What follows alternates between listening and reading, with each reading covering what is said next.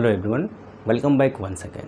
So this is the next video on your exercise 9.4. So in previous classes we discuss variable separable method and we solved some question of exercise 9.4. Okay, so this is the next question. Question number 4 is given sec square x tan y dx plus sec square y tan x dy is equal to 0. So with the help of variable and separable method, here we want to try to solve this question. So कैसे करना है, हमें setting करनी होगी. ठीक है, किस तरीके से करना है वो देखिए.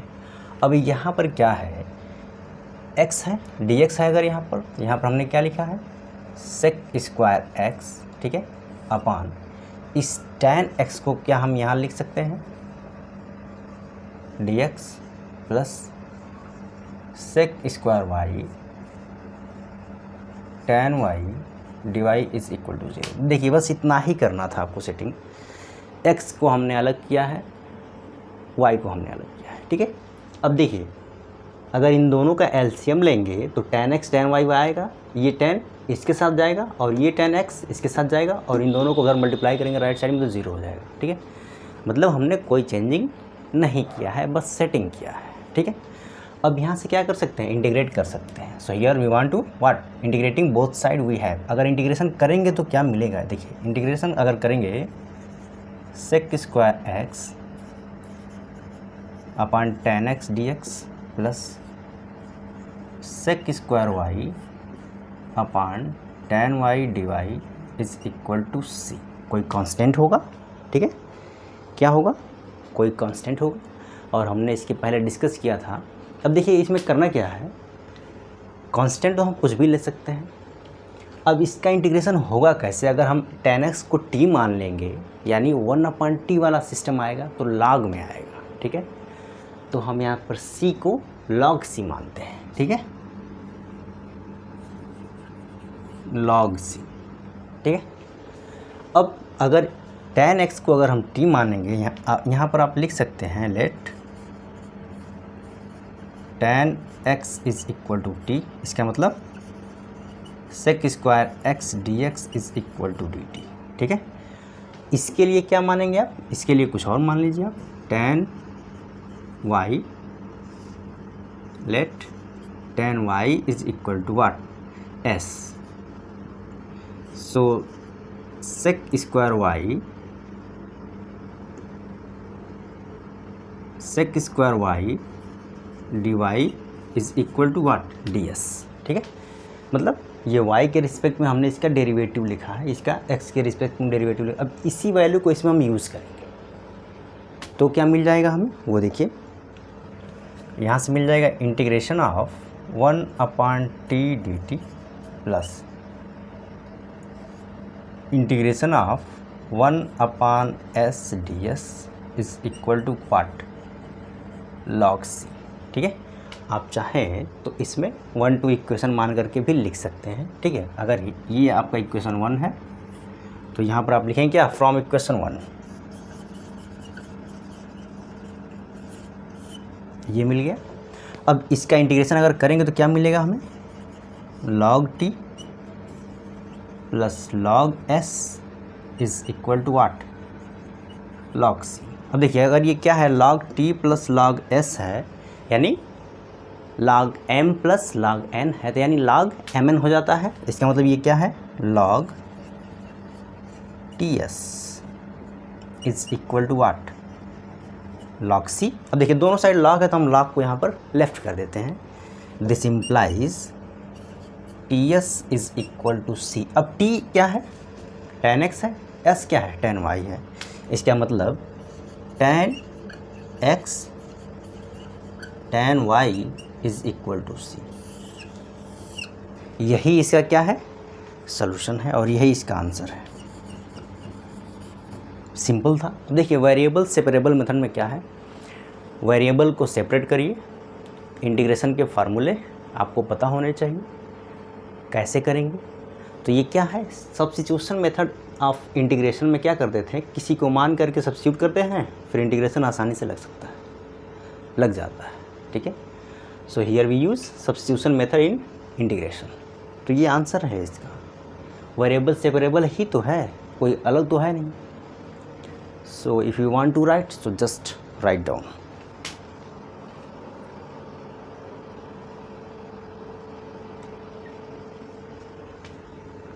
इसका नेक्स्ट क्वेश्चन है आपका e to the power x plus e to the power minus x is equal to what. वो भी सिंपल ही है, उसको कैसे लगाएंगे देखिए। इधर हम लिखते हैं क्वेश्चन नंबर 5।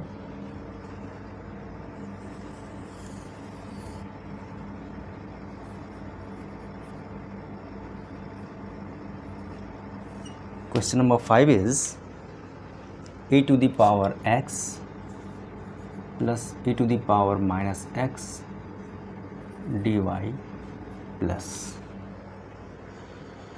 माइनस है ये minus e to the power x minus e to the power minus x dx is equal to 0, ये दिया हुआ है। ठीक है, अब इसके लिए क्या करेंगे, अब देखिए ये x वाला है, इसके नीचे हम लिख सकते हैं। सो यहाँ से हम लिख सकते हैं dy minus e to the power x minus e to the power minus x upon e to the power x plus e to the power minus x dx। अब ये क्या हो गया, ये क्या हो गया, दोनों सेपरेट हो गया और अब हमें यहाँ से इंटीग्रेशन कर सकते हैं। अगली लाइन भी यहाँ लिख लीजिए dy इज इक्वल, इसको उस साइड ट्रांसफ़र कर दीजिए तो क्या हो जाएगा ये e to the power x minus e to the power minus x upon, यही होगा, कुछ अलग तो होगा नहीं। अब यहाँ पर जैसे ही इंटीग्रेशन करेंगे कांस्टेंट आएगा, अगर यहाँ इंटीग्रेशन करेंगे तो इस साइड क्या मिल जाएगा हमें y इज़ इक्वल टू, यहाँ पर क्या होगा, यहाँ पर हम डायरेक्ट इंटीग्रेशन कर नहीं सकते हैं तो हमें ऐसे लिखना होगा प्लस c। अब इसका क्या करते हैं सब्स्टिट्यूशन में से, अगर नीचे वाले को अगर न्यूमरेटर डिनोमिनेटर को अगर हम t मान लें, here we want to let numerator is equal to t, so what happen, let here e to the power x plus e to the power minus x is equal to t। अब इसको integrate करिए, क्या मिलेगा e to the power x minus e to the power minus x। ये minus कैसे आ रहा है समझ में आ रहा है, एक बार करेंगे ये तो खुद रहेगा ही, लेकिन माइनस x का करेंगे तो -1 आएगा, उसकी वजह से यहाँ पर माइनस आ जाएगा। ठीक है, dx is equal to dt, इसी वैल्यू को यहाँ सब्स्टिट्यूट कर दीजिए, यानी y is equal to integration of 1 upon T dt plus C. ठीक है, y is equal to what log t plus C. अब t क्या है, what is t, t is e to the power x plus e to the power minus x plus C, यही इसका answer हो गया। Simple है, देखिए simple क्या है, सेपरेट किया, इंटीग्रेशन की प्रॉपर्टी यूज़ किया, सब्स्टिट्यूशन मेथड हमें लगाना ही है, तो ये आसानी से इंटीग्रेट हो गया। और ये था आपका क्वेश्चन नंबर 5। ठीक है, इसी तरीके से क्वेश्चन नंबर 6 है, 7 है, 8, 9 आपका 8, 9, 10 तक तो ऐसे ही है। ठीक है, तो हम एक भी क्वेश्चन छोड़ने वाले नहीं हैं, आप पहले इसको लिख लीजिए।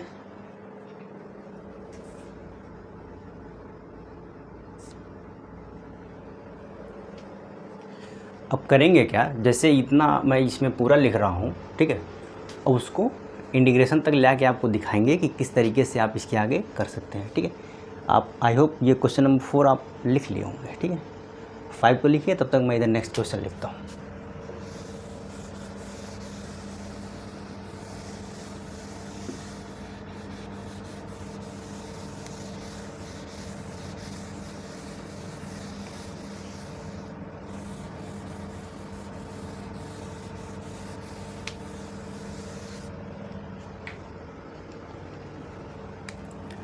क्वेश्चन नंबर 5 ये था। ठीक है, क्वेश्चन नंबर 6 की बात करेंगे here. Question number 6 is dy by dx is equal to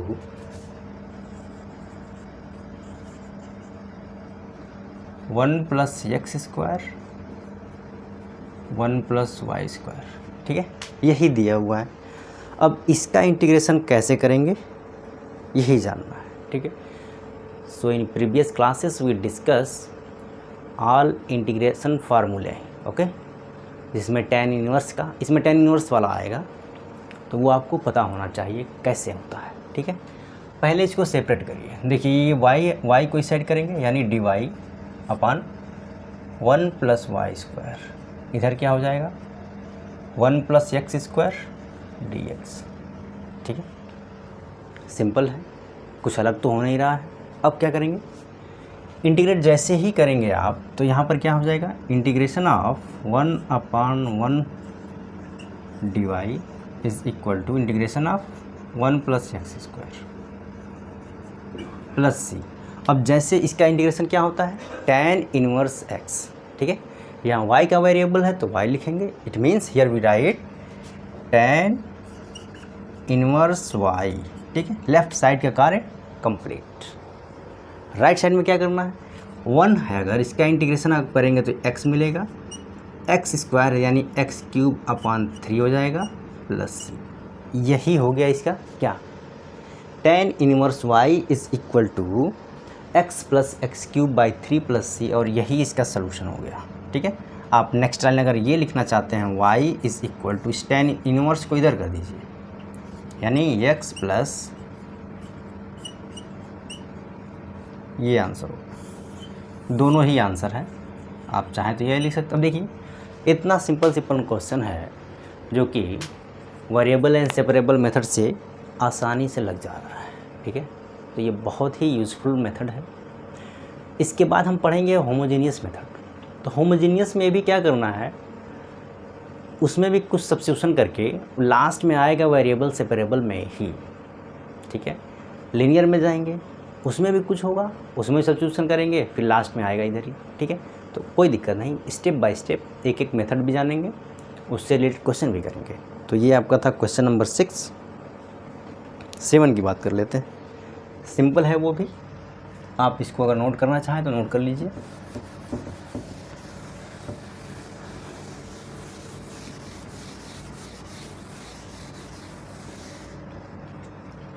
question number 7, y log y dx,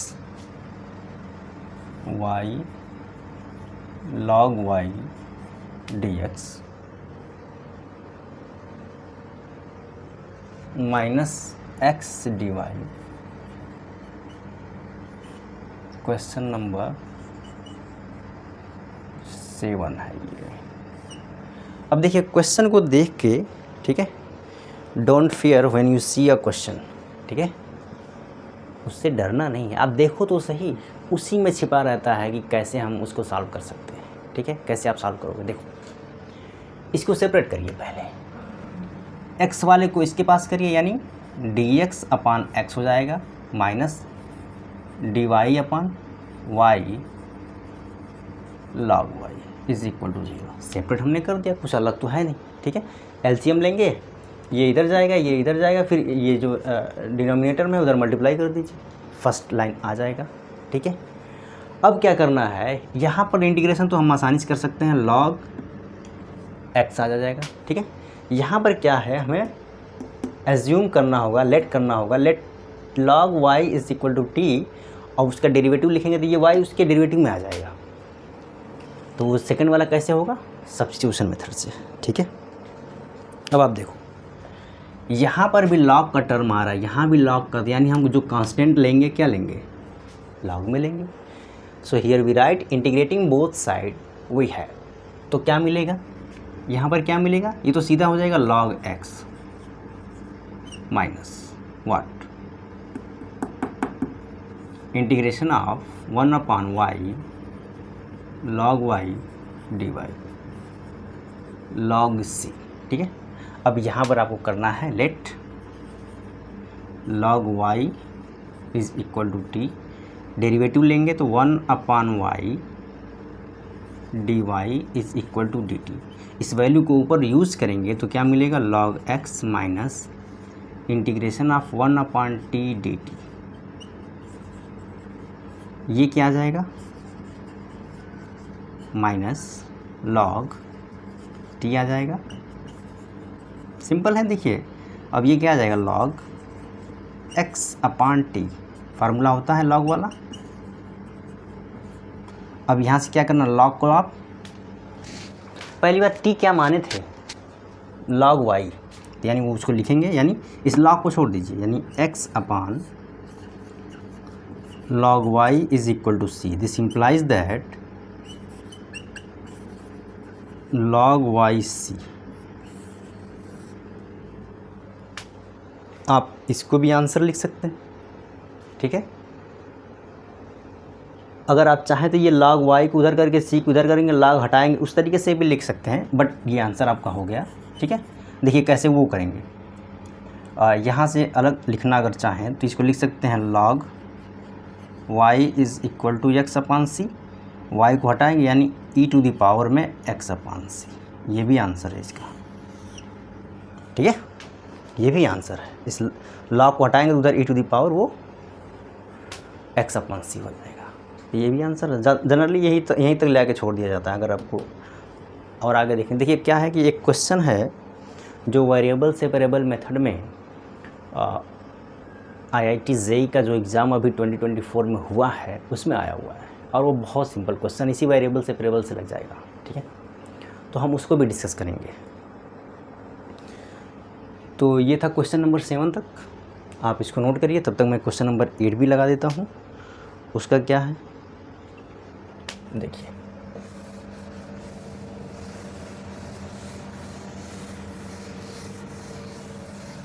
question number 8 is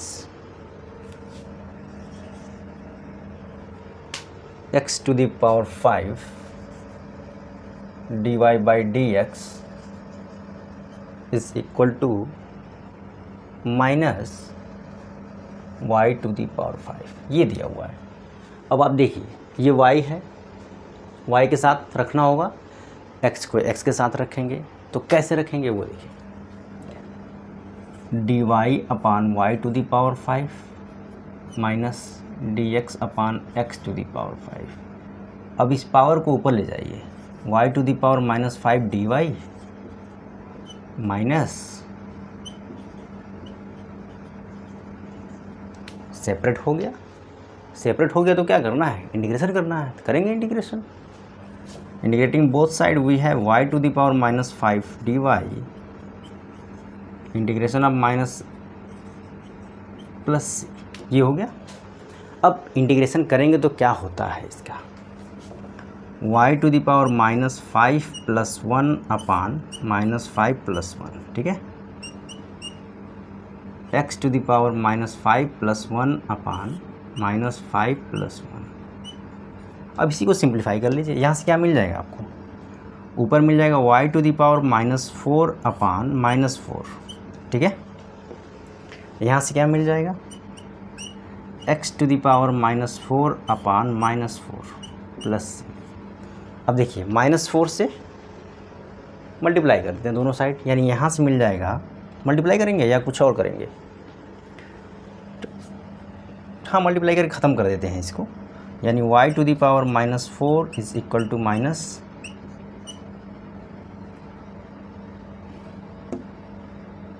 -4c हो जाएगा ये, ठीक है। अब देखिए क्या है, यहीं पर अगर आप छोड़ देंगे तो ये भी आंसर होगा, ठीक है, कि यहीं पर छोड़ दीजिए इसको, यानी y to the power minus 4 plus x to the power minus 4 is equal to what, is equal to what, C1 ले लीजिए इसको, और यहाँ पर आपको लिखना होगा C1 is equal to minus 4c, ठीक है। अब देखिए इसको लिख सकते हैं ना, 1 upon y to the power 4, यही आंसर हो गया। आप यहाँ भी लिख कर ये भी आंसर दे सकते हैं, ठीक है। तो ये था आपका क्वेश्चन नंबर 8। सिंपल है, सिंपल इसी तरीके से लगेगा, इसमें कोई रॉकेट साइंस नहीं है, बहुत सिंपल है, बस आपको फार्मूले याद होने चाहिए, ठीक है।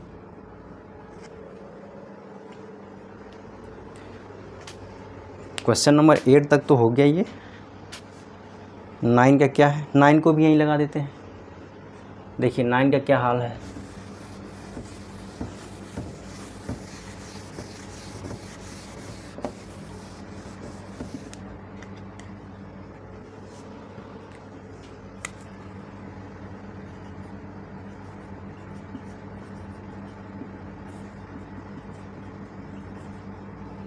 9 क्या है,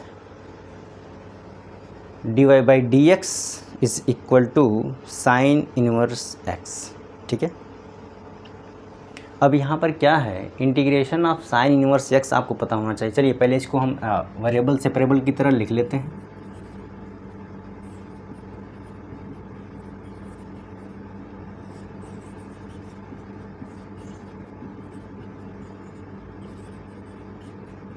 ठीक है, ये तो y हो गया। ये क्या होगा, integration of sine inverse x, ठीक है। तो इसका जो इंटीग्रेशन होता है वो आपको पता होना चाहिए, x sine inverse x plus in square root 1 plus x square, ठीक है। ये इसका इंटीग्रेशन होता है, ये प्लस नहीं होता है, यहाँ पर माइनस होता है, ध्यान रखिएगा। 1 minus x square, x sine inverse x 1 minus x square, ठीक है, ये होता है, ये आपको पता होना चाहिए, ठीक है। और यही तो इसका आंसर होगा,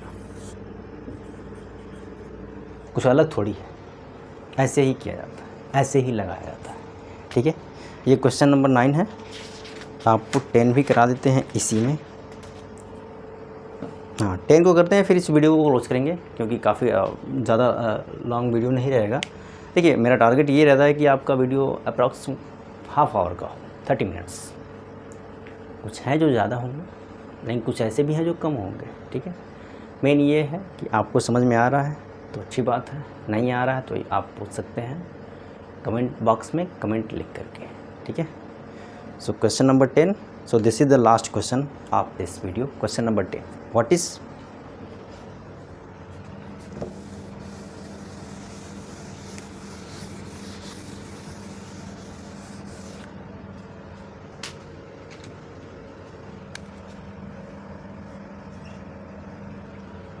e to the power x tan y dx plus 1 minus e to the power x sec square y dy is equal to 0, ठीक है। यही क्वेश्चन है आपका, क्वेश्चन नंबर 10। पहले क्या करना है, इसमें वेरिएबल सेपरेबल कहता ही है कि पहले इन दोनों को अलग करिए, ठीक है। ये देखना ही नहीं चाहता है तो अलग कर देते हैं। देखिए x है तो यानी e to the power x है, इसको ऐसे रखिए dx अपॉन x वाले को इधर कर दिया। अब देखिए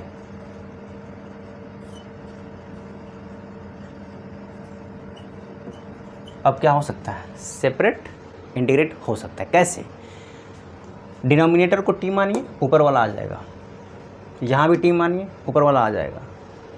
तो करना क्या होगा, फिर कांस्टेंट को क्या मानना होगा, हमें लॉग के टर्म में मान लेंगे या c के ही टर्म में मान लेंगे, ठीक है। तो कोई दिक्कत नहीं, आप c के टर्म में मानिए या लॉग में मानिए, वो आपके ऊपर डिपेंड करता है। Here integrating both side we है, तो मिलेगा क्या,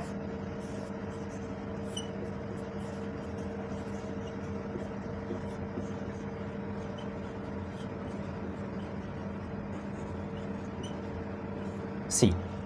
अब यहाँ से क्या करना है, इसको लेट, ये क्या हो जाएगा 1 minus e to the power x को अगर आप t मानेंगे यानी ex dt is sorry dy यहाँ पर आएगा, dx आएगा,